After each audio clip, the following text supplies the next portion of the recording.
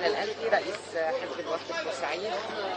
احنا جايين هنا متضامنين مع هيئة التدريس والعاملين بجامعة بورسعيد لطرد وإقالة عماد عبد الوهاب رئيس الجامعة الإخواني الذي كان متواجدا رابعة، وبعد تصنيف الجماعة الذي ينتمي إليها جماعة إرهابية أو سير العادي للامور انه يتواجد في الجامعه، واحنا متضامنين كحزب وكبورسعيديه مع مطالب هيئه التدريس والعاملين لحين طرد العامل او اقالته. لا قله او مش قله يعني، طب ما هو احنا يعني مرسي اول حاجه يعني هو بيتحجج ان هو منتخب، ما هو مرسي منتخب وإرادة الشعب شالته، ومش هيئة التدريس بس، أولا ده بيعلم ولادنا وبيعلم أهلنا. الجامعة دي منارة للعلم وهو بيعلم ولادنا، دي قضية كل البورسعيدية، احنا متضامنين معاهم، لكن دي قضية تهم كل شعب بورسعيد. مش معقول يعرفوا اللي ماسك الجامعة ورئيس الجامعة ينتمي إلى جماعة إرهابية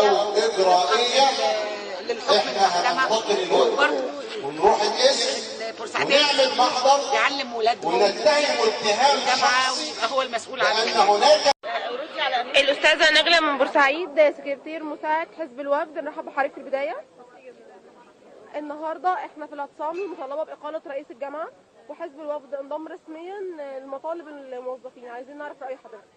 طبعا احنا حزب الوفد بيتضامن كليا مع جامعة بورسعيد بإقالة رئيس الجامعة الإخواني عماد عبد الوهاب.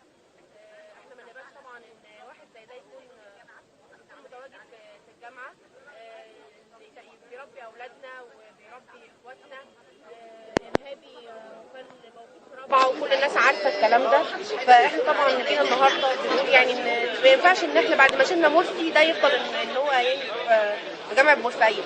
فاحنا حزب الوفد بنتضامن كليا مع الجامعه، واحنا موجودين وهنشارك في الاعتصام لغايه ان شاء الله ما يتم اقاله رئيس الجامعه. استاذه نجله، النهارده دكتور استاذ اشرف العزبي المحامي اعلن ان هيبقى في بلاغ مشترك من الكيانات السياسيه اللي انضمت والموظفين للمطالبه باقاله رئيس الجامعه، ودلوقتي هيتم تحرير محضر. انتوا هتشاركوا في تحرير المحضر ده؟ بالظبط. استاذه نهلة الألفي رئيسه الحزب في بورسعيد طبعا هي محاميه، وهتقوم دلوقتي مع الوفد اللي هيقوم بتحرير محضر شخصي ضد رئيس الجامعه الاخواني. في خطوات تصعيديه ان شاء الله اكتر من كده اذا ما تمش الاستجابه في اسرع وقت لمطالب يعني هيئه التدريس ومطالب العاملين بالجامعه. طيب هنسال حضرتك سؤال. بعض الكيانات في بورسعيد، الكيانات التنفيذيه رفضت الاعتصام النهارده.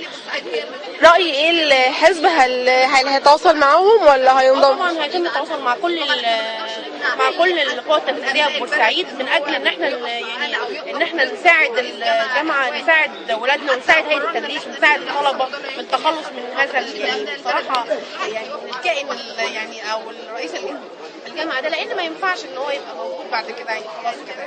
استاذه نجله، شكرا جدا لحضرتك.